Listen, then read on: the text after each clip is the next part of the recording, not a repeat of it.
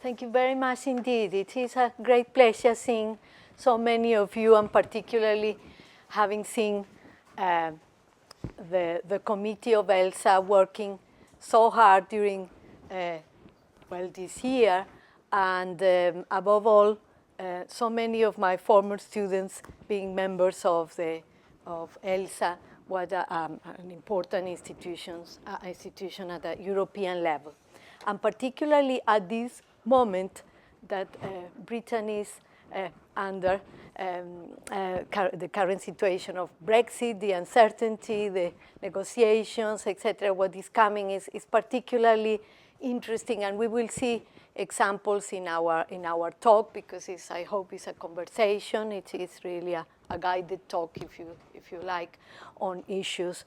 It is a reminder of some concepts important in international law, relevant for the main area of your topic, another way of seeing things that we are used to in terms of politics, international relations, etc., and also emphasizing on the critical approach to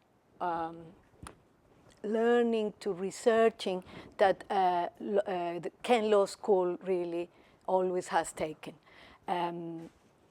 We will see the main difference, the achievements, possibly the frustrations too, in regard to not only this area but others, and certainly it is something that it is present both in research and encouraged quite a lot during the studies. So initially we will, as I said, this is a reminder of issues that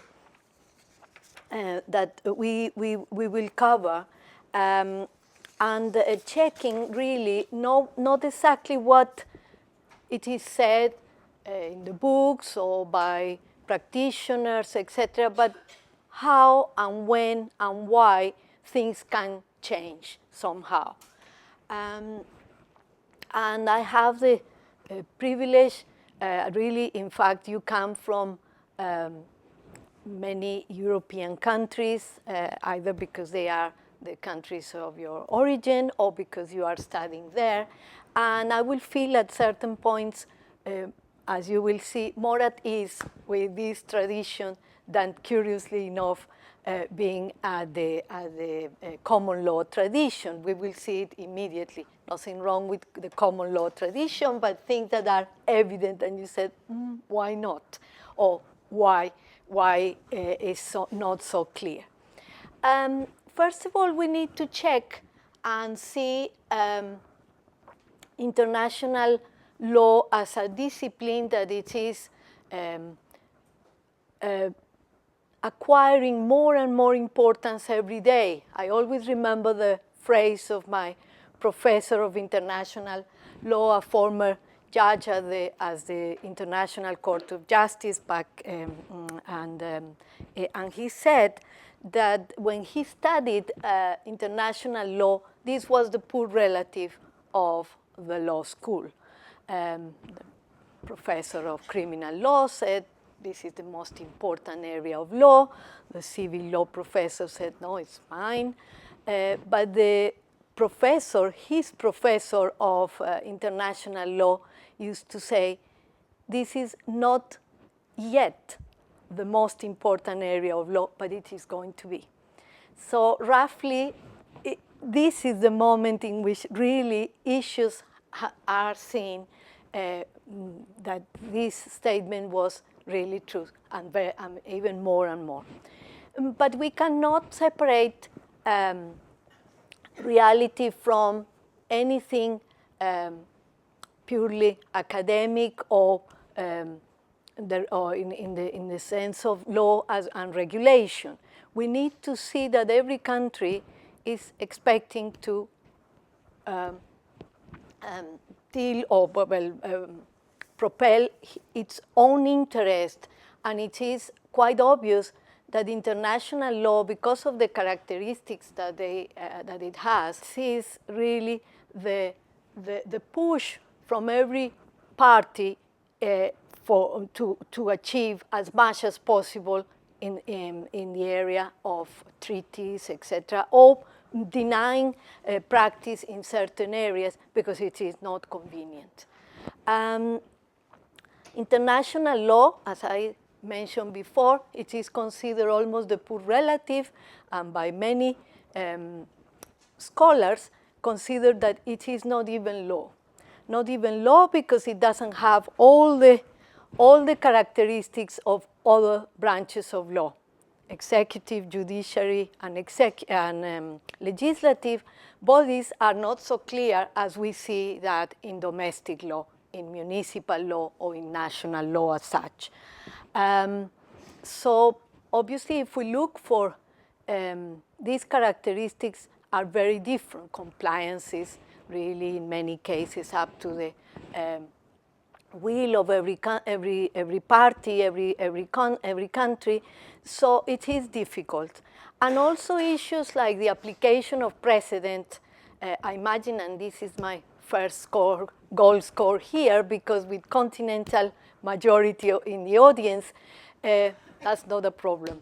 In the continent, there is no application of precedent as a full source of law. It doesn't mean that the continental law and other systems derived from that tradition do not take into account judgments. Of course, they do, but not in the religious way and compulsory way that the common law does. So simply all of this makes it a bit difficult to understand if we judge in terms of other kind of tradition. We see here this example, and not to defend Mr. Trump, I think I couldn't, but this is the really explicit manifestation of what many countries do, only that here it was really at the forefront of his campaign.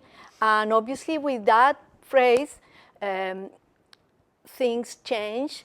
There is renegotiation of treaties. There is a wall that is going to be built, hopefully not, but at least announced between the United States and Mexico, because simply he openly said it is not convenient. At the same time, it will be pushing into legislation. We will see when we see a critical approach in terms of transnational law. If it is convenient, well, I try to push what is convenient to me to make a general legislation or general regulation on that. Also, we have other concepts in international relations. We have liberalism too, and really it is more into cooperation, into the need that no one in the international arena is powerful enough to be on its own, or really recognizing that otherwise it would be the competition by other blocs, etc., will be inconvenient or not very strategic in terms of alliances with other blocs. That is why in terms of defense, in terms of regulation after the war, for example, the creation of the United Nations, etc., and the creation of the European Economic Community at the time were really the recognition of the need that, yes, the interest of every country is important, but obviously the cooperation is quite crucial because nobody is good enough to be on its own. Obviously, here there are aspects to be considered, and the political issues in terms of being democratic or not, etc., are sometimes at stake. Sometimes they are ignored, and that is why this ethical foreign policy disappears somehow if there is a good trade coming, particularly in arms or, well, issues or, well, products by other countries that they will benefit from. Other theories talk about constructivism, and they are more optimistic in that. They said really they need to be involved, international law needs to involve more than states. States are not enough. They are important, but they don't necessarily represent every person in that particular geographical area.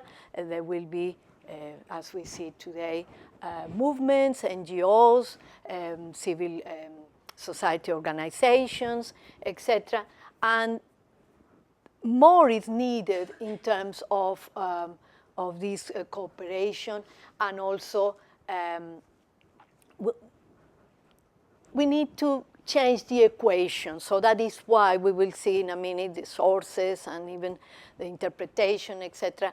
It is somehow short in regard to the expectations of the international community as such. As you can imagine, this is a real squeeze, if we can say, of the theories. Nobody is exactly in one particular group. There are mixture of some of them. Some are more realistic, more practical, etc. But really, roughly, the international relations arena is really a juggling among these movements and a combination of them. Well, international law as definition, obviously, a body of law that regulates relations among states, but some scholars have really reflected on practical points. They said that ideally it should be concrete, it should be normative somehow. What are the norms, what are the ideals? But particularly the Finnish scholar Koskeniemi speaks about a conflict between politics, power, and law. It is really like a ping-pong exercise, and in certain cases it will be more practical, in others it will be more normative, and he talks about a relation between utopia and apology. It is like that, I like to do certain things, I should do that, but in fact it is more convenient to do others. Others really say, I will only comply with international law, or the state will only comply if it is convenient to me. Not only because of that, but even to comply, even compliance is referred to aspects like fear of losing grounds in the international community. It's perhaps what it happens to us at an individual level. Many things we do are not necessarily because we are fully convinced or we like it. It's because we think of the consequences of not doing it, and it will be a great, great problem.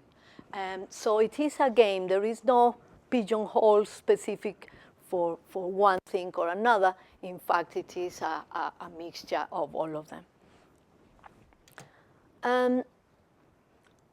Let's move on to sources of international law.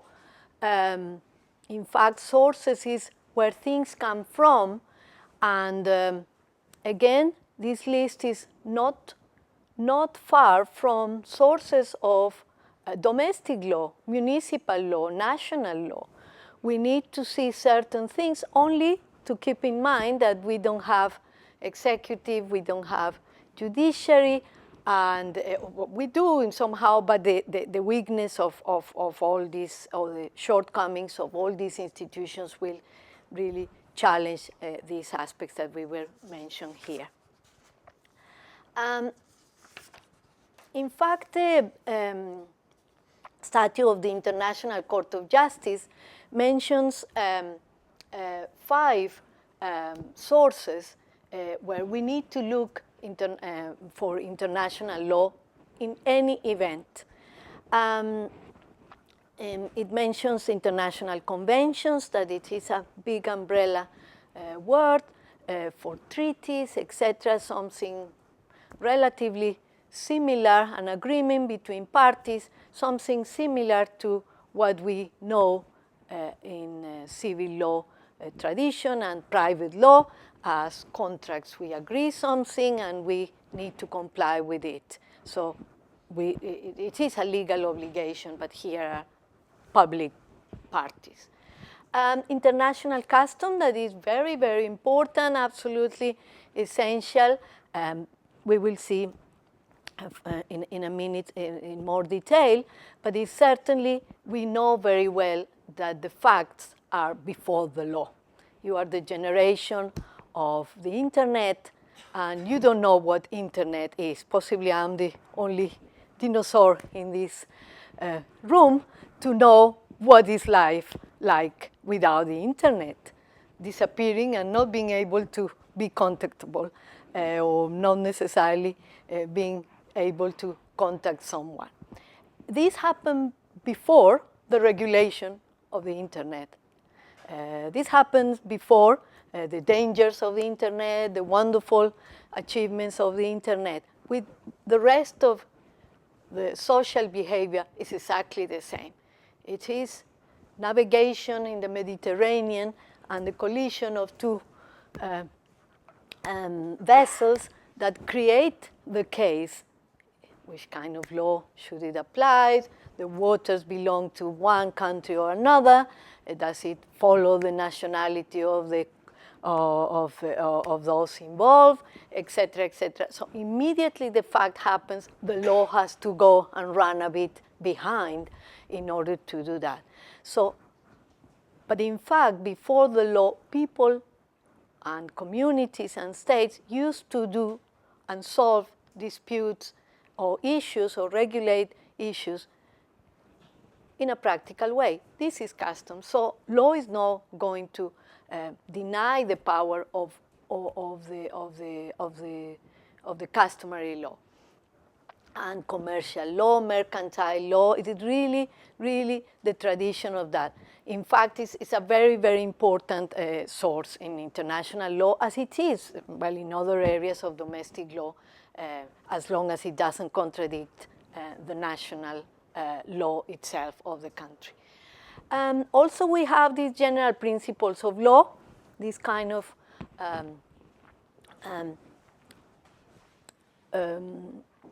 very important abstract knowledge that we have about areas. We will see that there is discussion on that. What is behind that? It is not written, it is not done, but it must be there. So we talk about good faith, we talk about compliance, we talk about not damaging another, things that come mainly or initially from natural law, not involvement of religion yet, but it is something that human nature in the best possible sense will follow. Also, so far, these three as a main ones, they said they don't have a special hierarchy, although practice demonstrates that they have. And finally, judicial decisions, that is really, as we said at the beginning, really taking into account that a judge has taken the time in order to deal with an issue, but not with the compulsory nature that it is the precedent in the common law system. Someone in Spanish law was really horrified to know that, well, the judges in other countries, particularly in Spain and those, but they anywhere in continental Europe, didn't follow the judgments of the higher courts. And what was the reason? And I said, possibly in a very simple terms, that it was a tradition that still recognized the importance of challenging and ways of thinking by the lower courts. So everybody said, what about stability? What about? But in fact, every case still can be appealed. And in fact, contradicting at a lower level is sometimes a good way of being promoted to the higher courts if it's well received. Sometimes it is a complete pain for the judges, but it is not badly received. Here we have in common law all these stories that sounds like a really quite challenging before in the 20th century, when a particular judge, Lord Denning, used to contradict and challenge, and he is famous for contradicting that in most cases, not very successful, sadly, and curiously enough, after he left, many things recognized for that. So contradicting is the essence of law. Contradicting for contradicting, as we are going to think in critical approaches, is not really serious. But contradicting because you see something different, you see another approach, you have another point of view, you take into account other traditions, is most welcome to improve knowledge and in general, and to further other kind of knowledge. And also, the teachings of the most highly qualified publicist, again, not strange source in continental law. This is what is called doctrine in continental law. In fact, when there is no one who has said anything about the point but an academic, and remember the academics were really, they began in convents, so they have a lot of time to work on issues, specific issues in research, etc. Sometimes it's this kind of challenge that make think a judge when he or she is deciding a particular case. Of course, these two are subsidiary means in order to decide, but they are not fully, but they are most strange in common law. Particularly the teaching of highly qualified publicists. Publicists, because obviously they deal with public international law, and as long as they have been really remarkable in the area. It's no one writing an article for the sake of doing that. The first one, let's examine each one of them in detail. The first is the treatise, as we mentioned before. It is the most similar about treaties that is an agreement between countries. The parties are the equivalent at the domestic level of a contract. There are parties, etc. But sometimes the contracts really have more mechanisms of compliance and a more rigor somehow here. The same as it happens in law, as it happens in legislation and in contracts, the terms can be vague. What do you understand by that? Do we use formal language? Do we use old-fashioned language? If we are studying law, we know that whatever language we are studying in or we can read in, the language is totally different. It is formal, it is rigid, it is old-fashioned. So is it applicable to today's issues? It is not, etc., etc. The objective, obviously, of treaties are really to deal with issues, to avoid conflicts, to anticipate possible difficulties between the parties, and they are based on, as I said before, on principles equivalent to Contract 2 of good faith, compliance, and above all, pacta sunt servanda. Pacta sunt servanda is really the Latin term to means that really every pact, every agreement, it is to be served. It is to be complied with. We don't sign contracts just to rehearse some lack of compliance. We do this in order to comply with them. And a case particularly, the Lotus case, what involved an incident between a Turkish and a French vessels, really demonstrate the importance and the sovereignty of states. This is another really important point that you are going to be dealing with this week and in general in your studies, because it is that concept of sovereignty so sacred, almost in the altar of international law, that makes really international law what it is in its good good and positive aspects, and also in its negative aspects. Let's say, for example, let's move on to areas like corruption.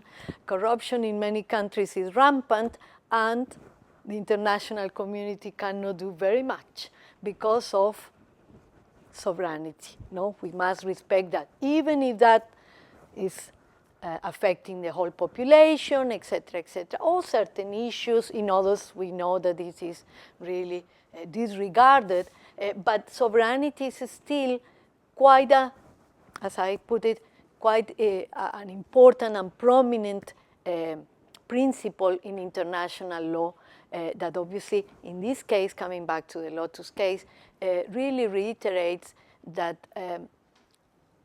countries can do practically whatever they like unless it is specifically forbidden either by the principles of law or by the, in general, by the treaty itself. But in general, it is almost, we will see in a minute, but it's jurisdiction, even accepting the outcome of a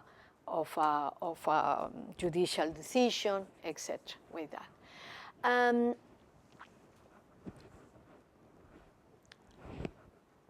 This has been said. Also, we need to take into account that there are limitations in regard to the treaties. We cannot agree, or countries cannot agree in whatever they like, because they will really violate specific principles. And one of the limitations is the jus cogens. The jus cogens are really peremptory norms that cannot be derogated. They cannot be set aside and leave it for another time. They must be present, and obviously they cannot be ignored. They also, well, normally, obviously, you need to see the hierarchy of treaties, etc., etc. But with regularity, we are used to seeing the signature of many treaties. We see the shaking hands, the signature of many treaties, but in fact, not really coming to really into force in the country because there is no ratification. We know very well these two, mainly the trend around the world, that it is, obviously there are other systems that incorporate immediately, but mainly most countries need to take the signed treaty to the legislative, to the parliament, and having and put it under discussion to have the ratification. That is why many international issues look very sociable, very good, but not very fruitful because they don't finish in anything concrete. And that is why the critics that are made to this discipline is something like it is just in appearance, but not necessarily everything comes to fruitful. Yes. Yes, the jus cogens, for example, the prohibition, we will see in a minute, the prohibition of slavery, of trade in slavery, or, for example, genocide. Yes. Yes. No, in fact, I'm trying to say, obviously, it happens in reality, but you cannot agree on that, or you cannot say, if this happens, we won't do anything as a treaty. Of course, you are right, it happens. Sadly, it is not history, it is really the case still happening, but as an agreement, it will be the equivalent of a contract of an association to commit crimes. What about robbing banks every day, and you take 10% and I take 19%? What about that? If they still agree, if you say you cannot agree, the two states, two countries say, okay, we do make it in a treaty. Exactly. They cannot put it into a treaty. They need, and in complying with the treaty, they need to take into account these kind of norms that cannot be really derogated, or they must be respected, and areas that cannot be touched, almost like that. These norms can only be derogated by another norm of equal hierarchy. You are absolutely right that reality is different, but at least a treaty cannot contain this kind of violation. When slavery was permitted, well, there were contracts, there were, the flourishing of industries, the origin of the flourishing also even in the French Revolution, capitalism was thanks to that. Sadly, this was legal. So this is the kind of issues that international law takes into account, these real human tragedies and human wrongs, in order to mend it somehow, at least with the prohibition of that. We will see that in a minute in more detail. Precisely, yes, I was referring to these kind of issues. This photograph corresponds to the really the treaty that created NATO. And this is when, obviously, all the minds are together. But I'm trying to say is that these signatures are always, for many other treaties, are just finishing there. Not in this case, because NATO has proved to leave, and because obviously the way and the reason for the creation was really a defense, a collective defense, etc. And what we heard was from Mr. Trump is that he would like to support and enhance a bit more, although in his campaign said that it was, well, he's asking other countries to contribute, other countries to contribute a bit more. But in fact, this has to come to every country of the representatives to be ratified, like in any other. Customary law is really, as we said, really this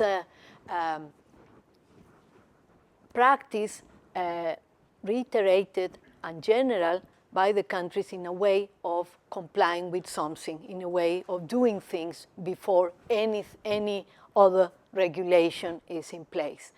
It doesn't have to be necessarily uniform, because it is a way of doing things, but it has to be known by other parties, it has to be known by others, and it has to be accepted by law.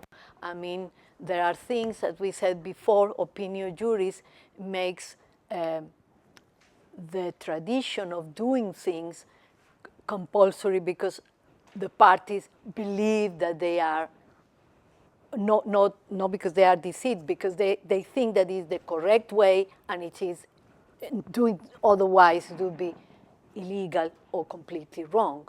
So the practice really makes legal somehow or legitimize this practice, and that is why the repetition, the generality, not the uniformity, and the reiteration of that practice makes it a source of law.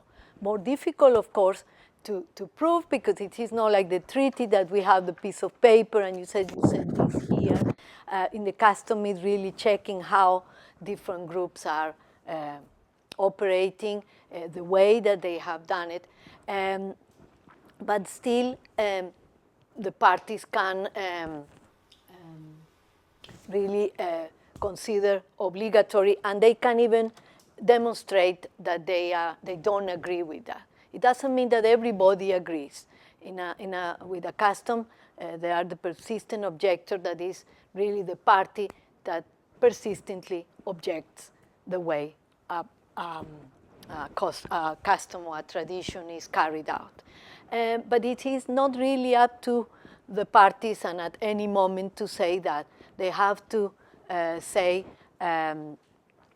for example, it is not applicable to jus cogens, precisely coming back to your point. You cannot say, well, I am pro-torture.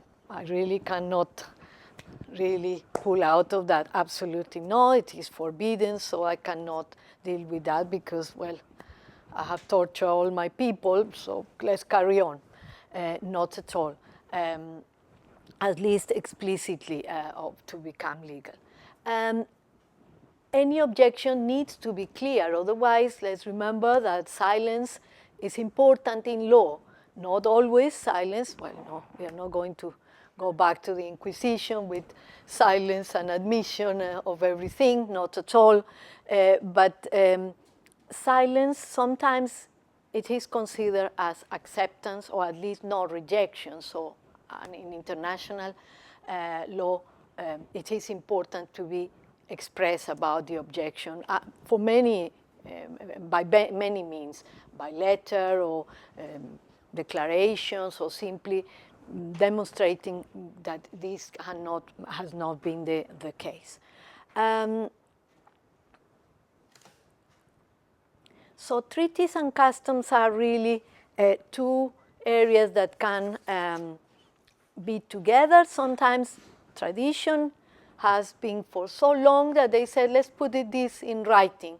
But it doesn't enhance at all the criteria, because as we saw at the beginning, they are not necessarily in hierarchical order. They are important, and they must be applied when it's the case.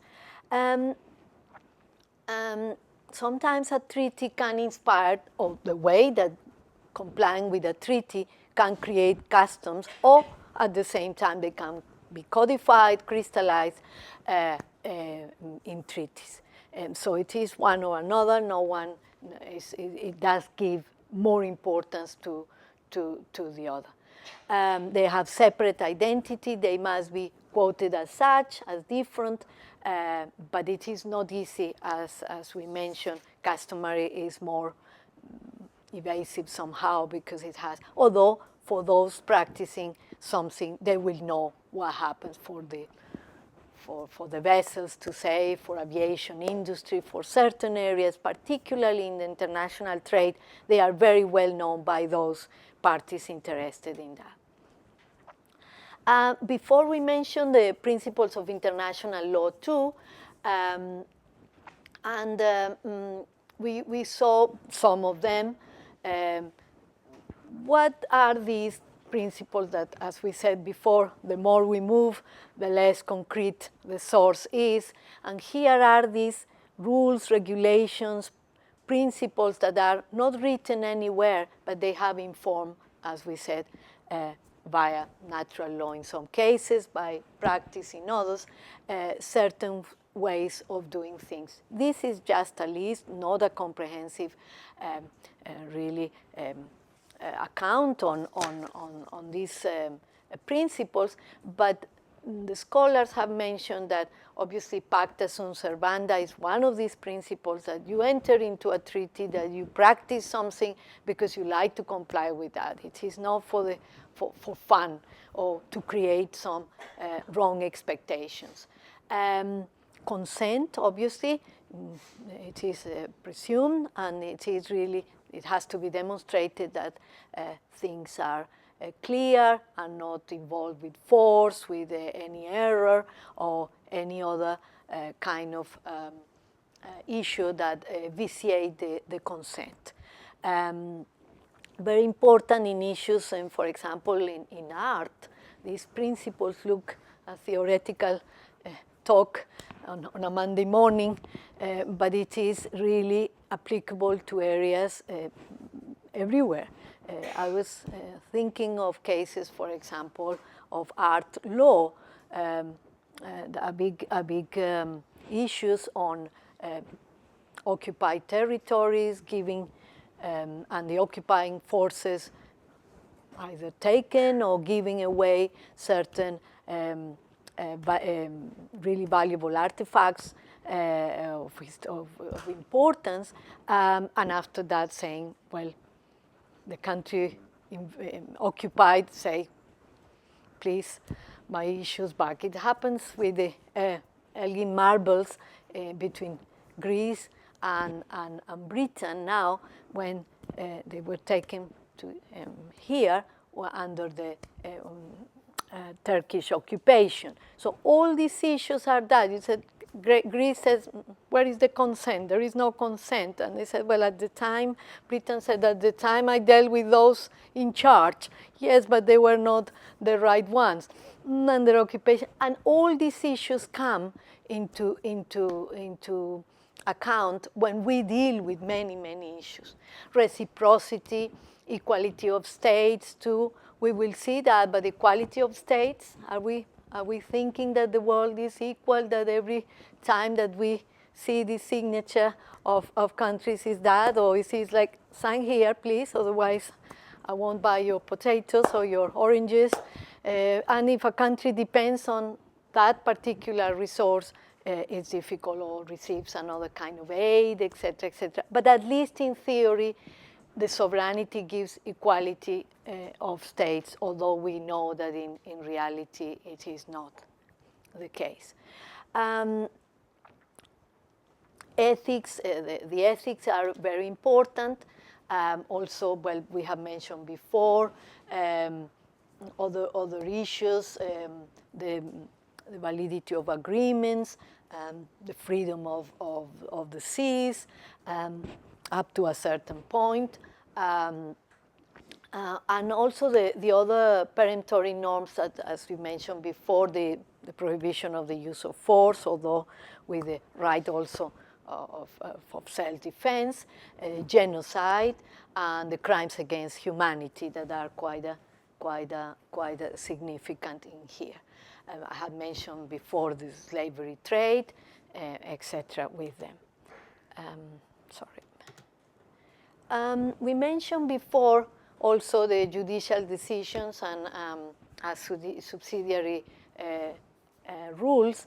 And although this is the continental tradition very much in force here, contrary to what we said and think, judgments are taken into account. Of course, a judgment is very, very important. A dissenting opinion is very, very well received because it is the contradiction. It is easy to follow the crowd than giving a dissenting opinion. Sometimes these dissenting opinions become what the arguments for a new judgment. I used to have a friend who was the daughter of the president of the Council of State, that is literally almost the copy of the French institution back home, and I asked her why her father was permanently issuing dissenting opinions. And she said that her father suffered from a terrible insomnia. So he had so much time in the evenings, so he could read every judgment, and he was very studious, so he could do that. So every time that I read a dissenting opinion, I think that the judge in charge suffers from insomnia. But in fact, it is not the case. There are people, I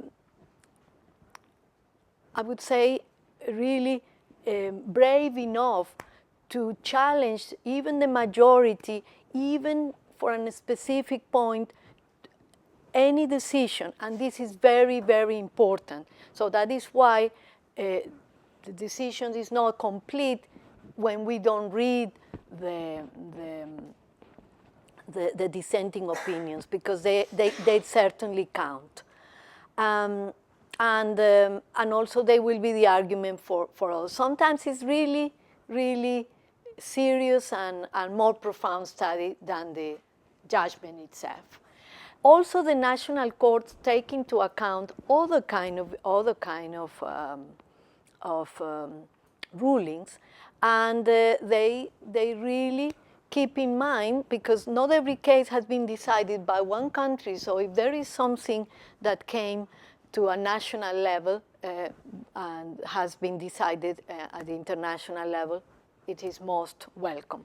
What it is not welcome, certainly in issues like Brexit, is that this is the imposition, and this is one of the issues in which they said we don't like courts established elsewhere really deciding for us or saying the last say or having the last say in these kind of issues. We will see that with supranationality, things move towards another sphere.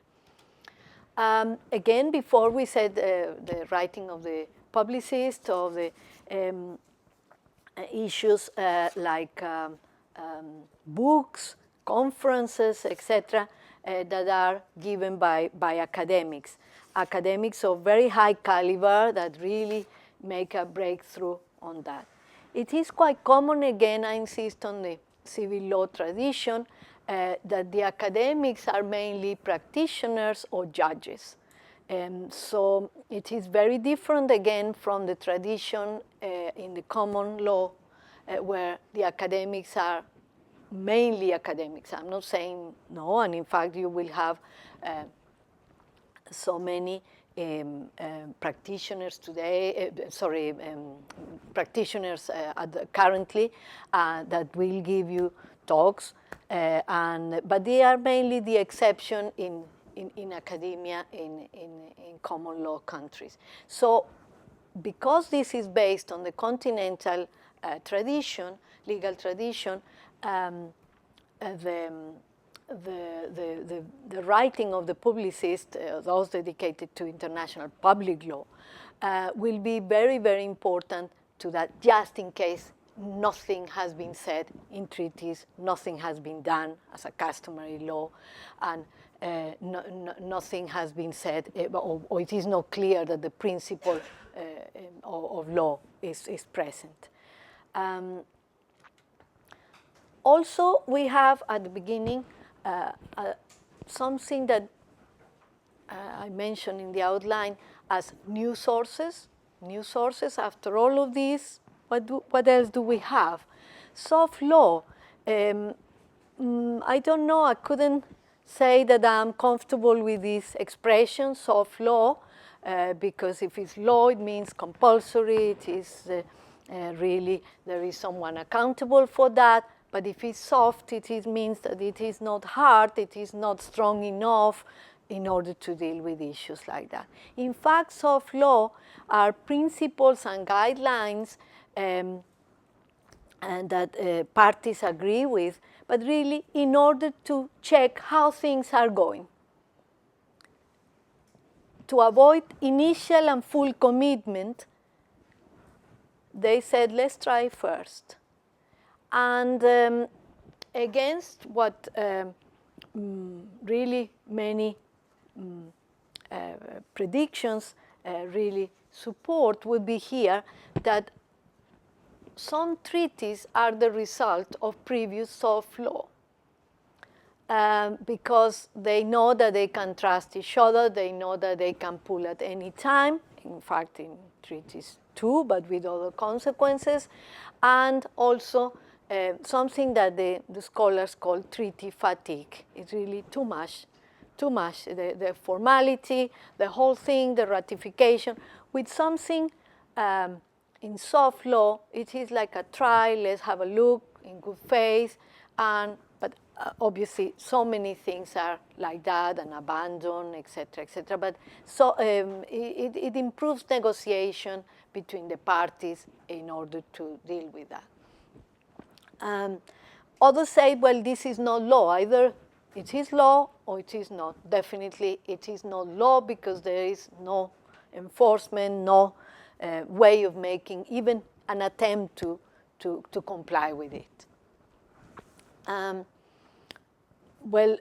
Some examples recently given really refer to, obviously, in peace agreements are very important.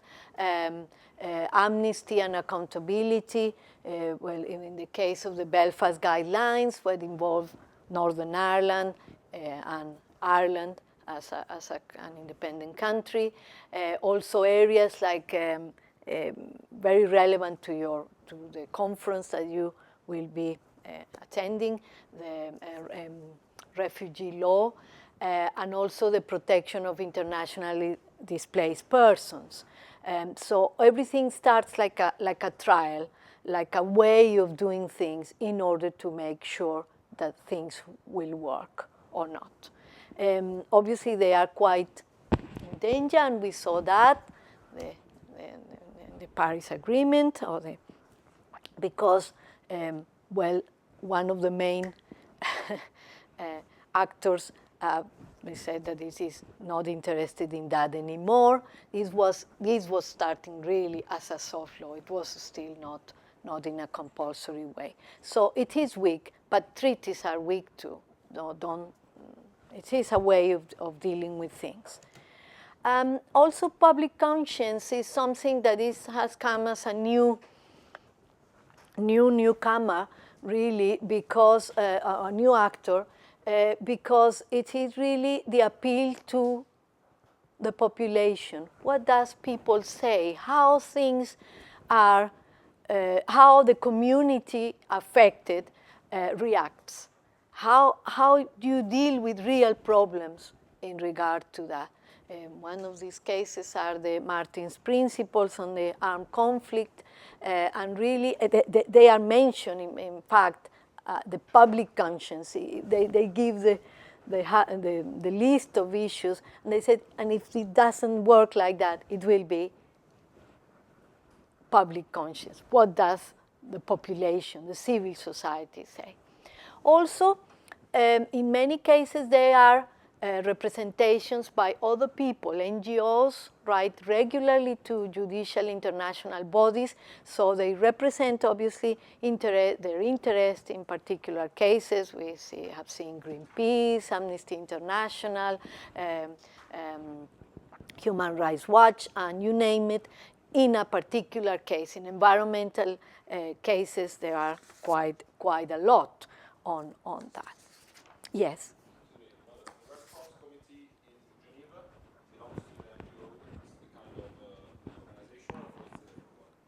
Well, the status of them are privileged somehow because they have, yes, in fact, well, it's an NGO, but it is of a particular importance because, in fact, they have developed quite a lot of guidelines, principles, etc. And certainly, as you pointed rightly, the importance that they have is immense, the respectability, but precisely it's because of that impartiality somehow that it has kept around. But obviously they have their own still regulations, the flag, the uniforms, all the distinctive clothing cannot be used by anybody, etc. So yes, definitely, I would say a superior degree of this kind of organization. Well, we can move on to an approach of critical international law. So far, we have seen what the book says, what the academics say about international law. But in fact, a critical approach really examines things a bit deeper and check if things work, and if not, why not? Or really looks at the origins of institutions, etc., in order to have a look at issues. There are many approaches, and simply I have chosen 3 in order to look at things critically, or mainly schools of thought that deal with issues critically. What is to critique? Really many things. To find the fault in other people or institution. This room is too cold, or it is not enough, or whatever. We always can find any problems, not only because there are, or really looking into details, perhaps we can say that things are wrong. But in fact, another way of checking with the critical eye is really looking at the functions of the institutions, if they really serve the purpose, and also the origin of issues of certain institutions, and if they obey certain kind of interest, or we are just repeating and duplicating issues and perpetuating the situation. And schools on that, well, they look at, I mean, post-realism is one of them. Really, it looks into really the relations between countries and international, the way that international politics are conceived. The post-colonialism really look at the way that international law was created, formed, and perhaps repeated, perpetuated, and enhanced. And the transnationalism, that it is a bit, I would say, the post-realism is more practical, the post-colonialism is looking at the past, but checking how it is replicated in the present. And the transnationalism is really looking at how things are moving at the present time, and perhaps looking into the future if they envisage another kind of international law or when any particular issue. That particular one, the transnational, is not in favor of our enormous classification again in the continental law, when we spent months and months distinguishing and checking what is public, what is private, the consequences of that, the jurisdictions that are applicable, the judges that deal with that, the principles that are on that. They said, not really, not really. Why not? Why cannot we apply principles of private law in an international dispute? What's the problem? Why not? What about issues like environmental issues, we will see, for example, with the issues of water, where they said, is it a human right or it is really a global governance case? Perhaps one day we'll say corruption will be a case of the whole humanity, why people are in trouble in one country when those governing are taking the money for their own benefit.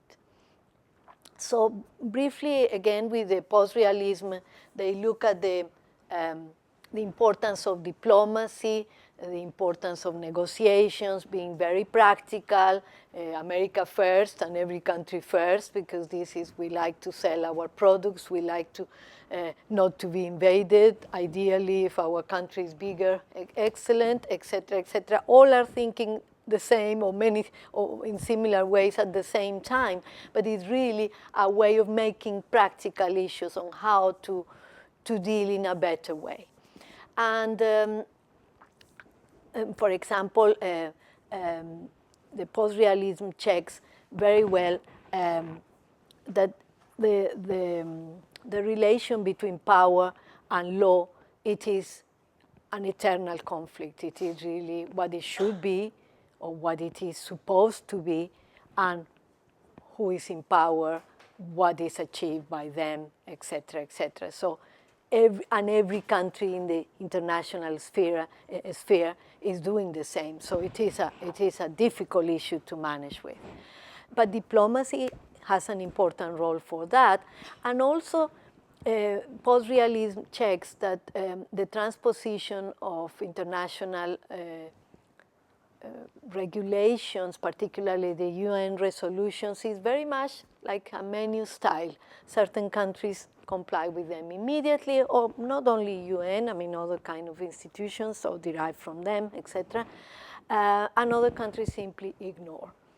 I was quite shocked when I came to Britain and I heard that Mr. Blair was trying to implement the national minimum wage. And I said, well, as you can imagine, I said, minimum wage? No, it's impossible that this country doesn't have a minimum wage. Well, it didn't, simply because that regulation of the International Labour Organization was followed blindly and compulsorily by developing countries like mine, Colombia, and absolutely ignored by the developed countries. Obviously, trade unions, etc., etc. You can never compare the two economies, but still, obviously, with consequences so serious. So, in fact, it was my first encounter where they said, well, this is a menu style. I don't like it, or I like a bit of that. Certain regulations are obviously to implement as you like, but others that really shock you how on earth this can happen. And finally, the supranational order that is, well, the best example is the European Union, but by no means the only one. The model of the European Union have been replicated in several degrees, scales around the world, not as extensive because you deal with very powerful economies, but certainly in Latin America, for example, we have Mercosur, still with difficulties. We had the Andean Pact, and it's just at a very different level of degree of integration, products, etc. My passport, it says Andean Community, in the same as the other would say European Union, etc., etc. But by no means there are free movement of people, etc., etc. So the degrees are very different, but supranational order is really a way of giving away part of the sovereignty, and in order to really achieve this cooperation and achievements, and other kind of issues. The post-realism really looks into other issues, like really looking at the human dignity and the ethical approach to issues, at looking at every kind of issue of international law with these kind of glasses, with these kind of eyes, looking at things not the way that they are, but the way they should be. Also, they really impulse national cooperation, and also they look onto the jurisdiction of the courts. They said that. Again, this is one of the issues with Brexit that is repeated to the exhaustion, that foreign, as I said, really, in fact, community courts or the court will argue, or in the case of the European Court of Human Rights, that is another kind of body that really is challenging even decisions taken by the country. But again, in a supranational body, this is what it was given away from the beginning. In the case of post-colonialism, the views are very different. We said post-realism is really looking at what is happening, what has happened, the power is there, the law is there. Post-colonialism is, why are we here? Why are we the way that we are? Post-colonialism checks at the origins of international law, and this is not a matter of really only speculation or anything, and as you know, well, it's checking how the history has been told. It is well known that history is written by the winners, but also it's not only written, it is really perpetuated somehow. And also who can interpret that history? So international law scholars have studied or go back in time to check how international law was created and why, if these institutions at the time really replicate in the present, because otherwise it would be a completely different issue referring to history. We see here that the terminology is quite remarkable. Civilized and uncivilized. And here still the civilized nations. So it means that they are non-civilized, savages, backwards. Today in the war of terror is liberators. The language use is quite important, so these scholars check if these are going to be examined. And this is the kind of exercises that you will do this week, checking not only what the norm says, but what is behind there, what was the purpose on that, in order to scrutinize this more rigorously and trying to find the real objective, the real idea after that. But it is not only language, of course. They are institutions as such. We have, for example, terra nullius. Terra nullius is a land of nobody. Excellent theory for conquerors, because if I find something that is empty, it's mine. Fantastic. But I really cannot say what happens to nomadic people who were somewhere or were hunting or gatherers, etc., and were not in the place where the conquerors arrived. So many issues that are really taking on that. And obviously, the history of international law can get back to many centuries, but mainly in English text had been really mainly from the Westphalia in 1648, etc., the Pact of Westphalia, but when the creation of states, but it really, not much attention has been paid to previous centuries, particularly with the Spanish discovery, this is another word, of the continent of America, the division between them and the Portuguese. And if you like to go back, you can go back in time as much as you like in order to check issues. The terra nullius was also used to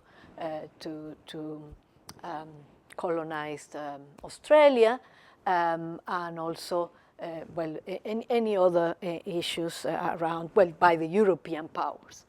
The uti possidetis juris, another institution created in international law, that it is the respect of borders in the new countries that had been delimited or delineated by former colonizers. As you can imagine, there is a complete myriad of conflicts on that.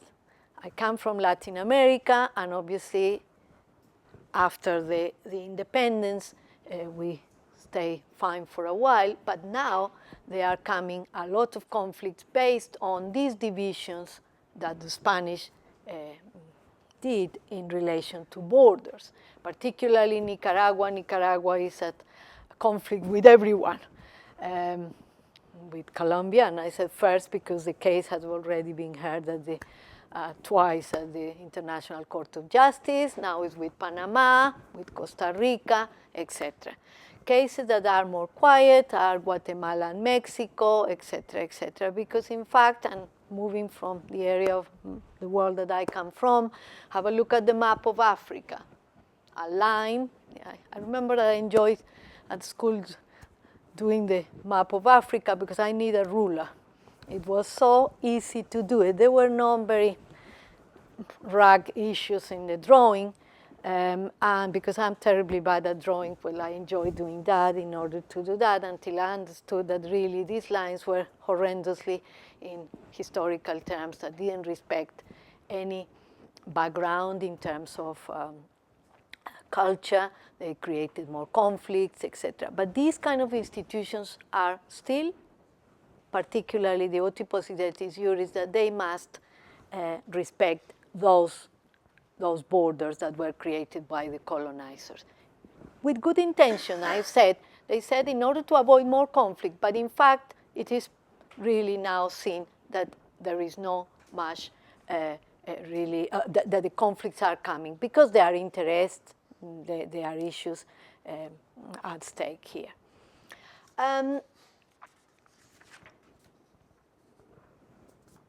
Also, issues like the resources of the country. There had been a total plunder, like a booty.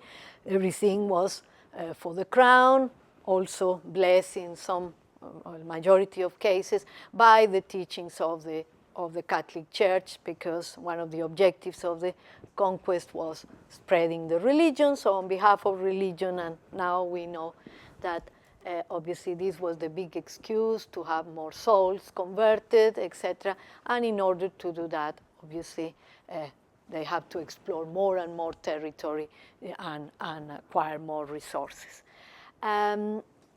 curiously enough, other critical approach to international law is the ignorance of other areas of the world that could have influenced also principles of international law, particularly Asia, Africa, and also philosophies that were quite important, Buddhism, Islam, and other societies that really didn't start when Europe started.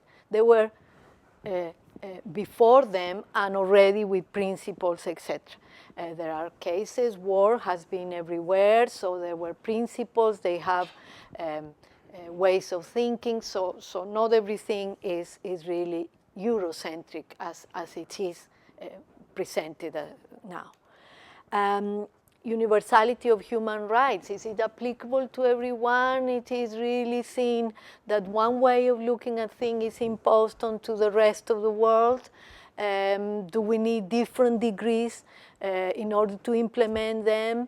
Do we understand differently when we talk about certain issues? Is everybody involved into this kind of discussions, negotiations, etc.?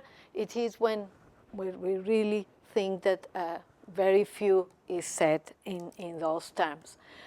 This is just a representation of what it was, the conquest of America, particularly this is Hernán Cortés in Mexico, and obviously, the taking of areas, the empires, the division of the territory, and obviously the extermination of indigenous groups. Anthony Angie is one of the authors that has done a very prominent research in those terms, and really he traces back to Francisco de Vitoria, a prominent Spanish scholar in the 15th century, that really put it in the best possible terms at the time, the justification for colonization. In short terms, it was trade, but obviously, because they were backwards, they were not civilized, really they had to welcome the conquerors, and if by any chance they retaliate, this was not allowed for them to do so. Here we can see it. Only Christians have the right of war. The others passively accept whatever it came. So all these theories was a way of saying, you don't have the same rights. So equality was not really present there. But if we think that obviously only the Spanish, the empire at the time, because every period of history has different empires, obviously these cases are applicable to other colonizers, in particular, I mean, to England at the time, of today's Britain, in the United States, the same, when issues like the fruit of the land was really, they said if they didn't use that, it was free to take it. And so all this freedom, etc., are issues that contrast basically with principles later on of capitalism, when they said, well, this is mine, even intellectual property, everything is appropriable as long as we follow their rules. So these kind of approaches really look into more different issues or at different angles of the same issue in order to examine what is happening in international law. But we must not blame the colonizers only. And I come from a colony, and for a long time, and in history books, we blame the Spanish. There is a cue there, the Spanish, because they created the bureaucracy. Not at all. Own nationalisms also have created problems. I mean, the nationalist movements, sometimes it's the replacement of the oppressor. Sometimes it's simply you change. And in the case of our liberators, even in the United States, they were the elite, the children of the elite at the time. So they were also people struggling for power with them in order to later on dominate the population. So as I keep saying that with issues, that there's not much commitment with the country itself in some cases. So not everything is that. They call it the second colonization because it's by their own population. We see the same in Africa. I mean that after the colonization, after decolonization, sorry, obviously many contracts will come very easily. You speak the same language, the legal system is the same. So you really speak, well, the best possible way of dealing with is with your previous colonizer. But in fact, their own home ground people are always the cause for the continuation of trouble. So all these approaches, and particularly this post-colonialism, really brings these kind of issues and examines these kind of phenomena. The transnationalism is that a bit more recent, or looking at issues, and they said we need to look at what is happening now. Of course, the past is important, of course, but what is happening now is people moving around, dealing with issues and cooperation, insecurity issues, telecommunications. As I said, you are the generation that doesn't know what is not being able to communicate with someone in Australia or Argentina. So they are very, very different. But because of that, what happens still with issues like labor standards, like migration, like intellectual property rights, when there are a lot of really areas that are regulated again back by multinational corporations, by new actors that are not states, but they are more powerful than states, and they don't have accountability at an international law level as such. They will have it in a corporate environment. Banking and financial regulations, I think coming back to the Brexit issue, this is another point that is very much in discussion. What happens, Paris and Frankfurt are keen on taking over from London. London doesn't like to lose what it has achieved for such a long time. It is really interesting because we cannot stop technology, and fortunately too, but things are more global, although the movements anti-globalization also are relevant, but still, because of technology, things carry on being very much at a world level. So this approach really look into areas like more cooperation, looking at national governments into issues, civil society organizations, really, but taking into account also that even these, for example, NGOs or any other areas have also their agenda. We will see in a minute some of these examples. I mean, not everything is cooperation and help and aid, and let's remember this first slide that we said is interest. I'm interested in helping you because in return I'm going to do that, or is it only this and that? Even for reasons that we think that are not commercial, sometimes it's spreading a religion or not. It's completely different. Well, transnationalism has different ways of presenting, and it has proved that it is well, remarkably important for good and for bad. One of them is the international bureaucracy. Let's read a newspaper and talk about Brussels. Brussels had become a dirty word because obviously it is the symbol of the European bureaucracy, and the European, not only European of the continent, but the European Union today as such, etc. The United Nations, we all like to have a job there, but in the end, really, it's because of the perks, etc., all this wonderful salary, but the effectiveness are taken like not very really significant in some cases, although people absolutely work very hard there, nothing wrong. But again, there are criticism on that, and they said we need to look at that. Even in this kind of cooperation, even in this supranationality, not everything is perfect, not everything is rosy. There are, up to now, well, mainly white, male dominated, although now the presence of women is increasing, fortunately. But again, it was a bit of a conflict between loyalty in national level and an international level too.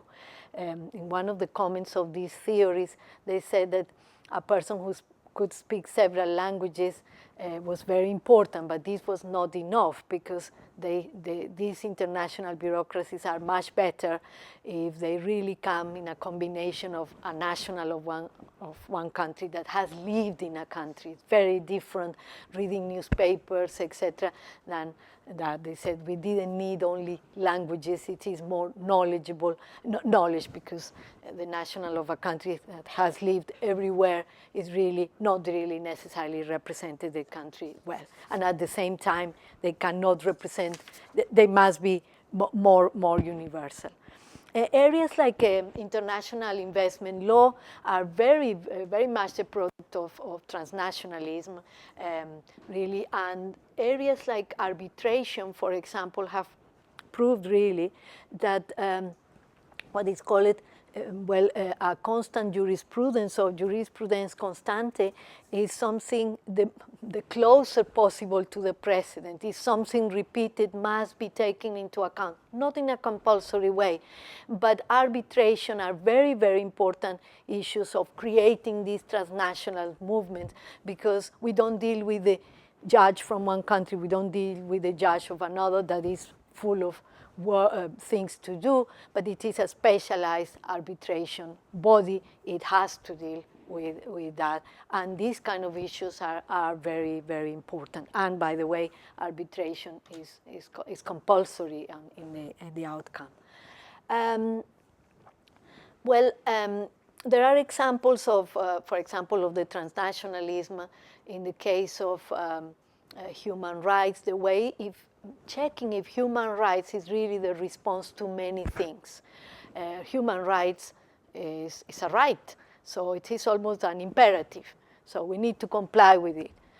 These scholars, looking at that critically into that, they said, have a look at certain human rights from the global governance. Instead of being compulsory, let's push the private sector, the NGOs, the civil society, and all together, let's try to do something more meaningful than imposing something and perhaps leaving to a very weak authority in the respective country. Like more action, more cooperation, yes, but other way of looking at things. Also, the legal pluralism, not being horrified at the fact of seeing several rings, let's put it, of legislation. Yes, we have municipal law, local law, we have in some countries federal law or departmental law, or national law at the same time.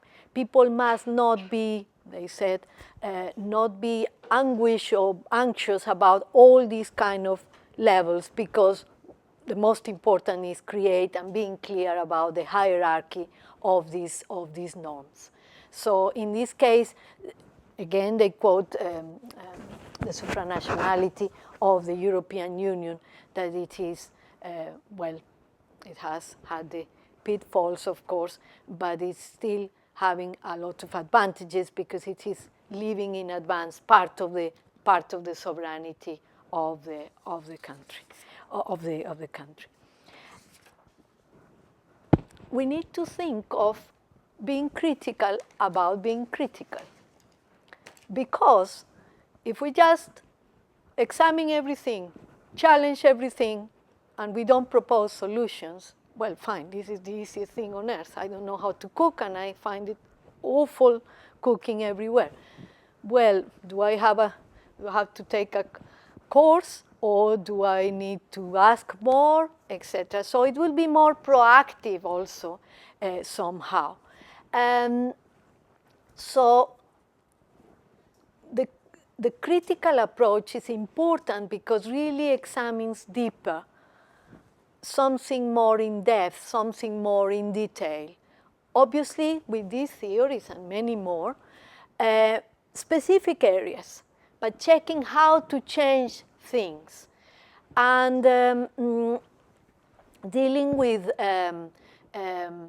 checking what the argument is, what is the question that we are looking for, what are the flaws, or my own approach to things. It's not I criticize and I have the last word on that. It is looking at things and looking at the contra-argument.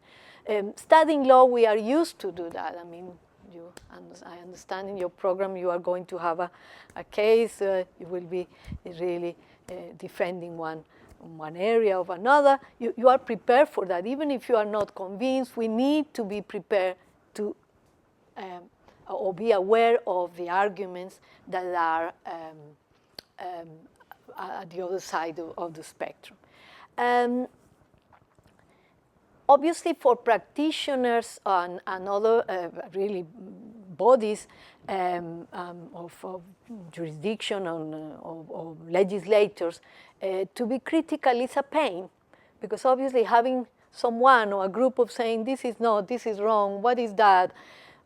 But sometimes, like in political terms, the leader of the opposition is very important because they make us to see things that we haven't seen, even working judiciously on something.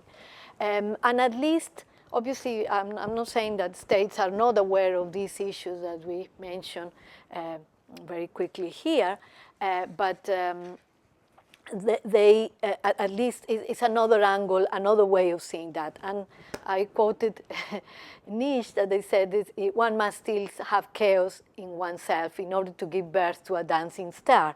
To really think of that, later on possibly see things, but at least being aware that things are not exactly the way as they have been presented, either because people haven't checked on that it is done. Some of these comments are really, really somehow a summary of what we have said before, and I'm not going to repeat that.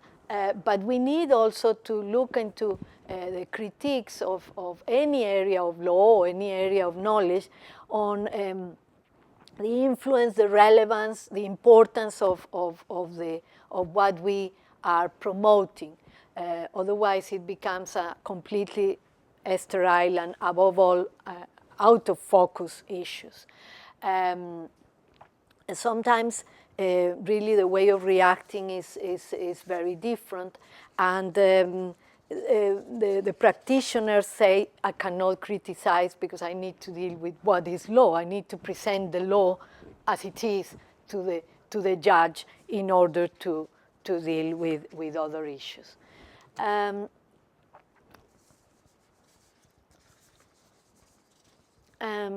We need to look at issues like empirical studies, being more practical, having a look at the culture of the country, looking at areas that cannot be applicable only in theory. To have critical analysis in the library is very easy, but obviously they won't go very far in practical issues. We need to be more flexible in terms of methods, in terms of ways of looking at issues, and trying to engage more with policymakers, with practitioners, etc., in order to promote some kind of reflection, at least, in those terms in regarding our particular situation of international law, but it can be applicable to any other. In issues regarding, well, very topical circumstances like rape, like appropriation of land, etc., it is absolutely essential having a look at the ground where these areas are applicable. Not necessarily what it works for one country, it works for another. So sometimes this copying the formula because it works here, it works there. No, imagine driving on the right in the continent, the adjustment that this will require, and driving on the left in the continent, or driving on the right here. It is not impossible because a lot of adjustment will be required. It is not because it works here, it will work anywhere else. Dealing also with civil organizations, with actions, with class action movements, etc., and holding corporations into, well, accountable for what they do. It is quite common, for example, in international environmental issues, that big corporations behave incredibly well at home and terribly bad abroad, because the regulations are very low, the standards are lower, so it is really not a real ethical behavior, and they tick the box in their countries of origin, but certainly not abroad, at least exposing that to shareholders, etc., investors on that. We need to look for really a renewal of international law, somehow recognizing the situation in the world. Curiously enough, we are in a particular point in which international law, it is not at its highest point in the way, not contradicting what I have just said, but curiously enough, not very much appetite for agreements, or really very much this spectrum of the country first. It is what has been explicit now. And also, well, recognizing the issues of improving participation of people, etc., etc.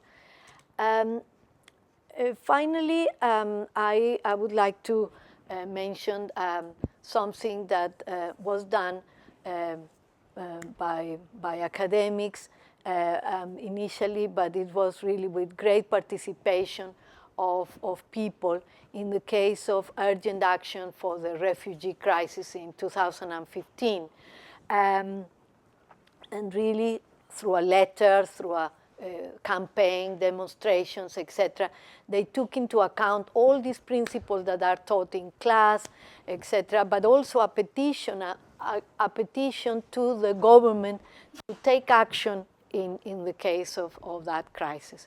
They were aware of the situation that some of the refugees were really politically persecuted in their countries, and making them aware of, recognizing, as if the government didn't know, of these principles like the no refoulement, no sending the person to the previous area, place that they come from, and recognizing the status of refugees. I hope this works, but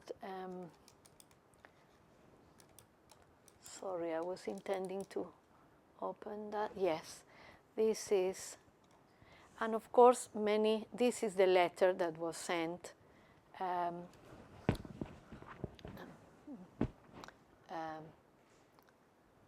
Very, very specific, very to the UK government, and just for the sake of some of the, I've highlighted some of the Kent Law School academics, obviously from everywhere, just to give an example of this, living to the expectations of these critical approaches, because obviously we're academics, etc., to deal with issues. Obviously, in research, we need to deal with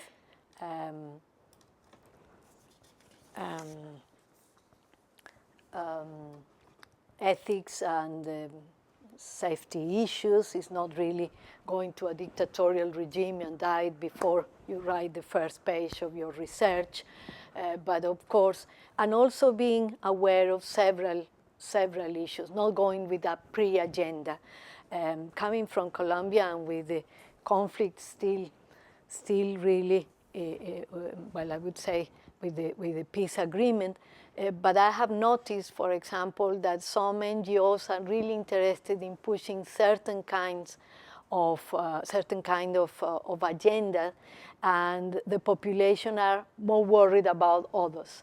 I'm not saying they are not important, but I heard the same comment from someone from Rwanda, where this was really, I like you to appear like this or not. Not telling lies by any means, but really more into the issue of the NGO more than asking and going to the ground and asking the population, what is your real problem?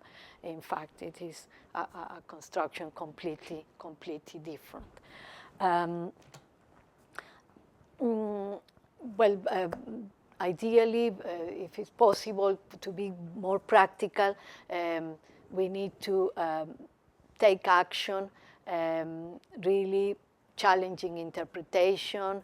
The future judges are those who are studying the area too, forums, international forums, demonstration, etc. But obviously being aware of the difficulties that are present too.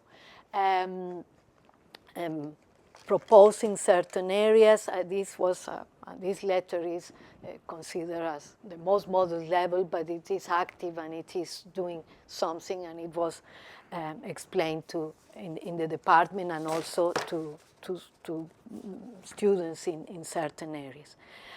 Well, with this is basically we have seen what international law really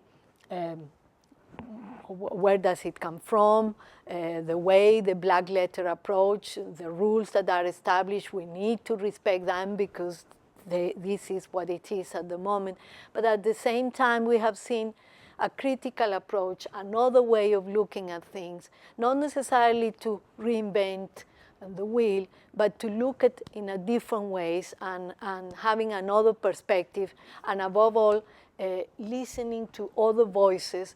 And I hope this is really just the preamble of a very challenging, exciting, and inspired week that I hope you enjoyed every moment. Thank you very much.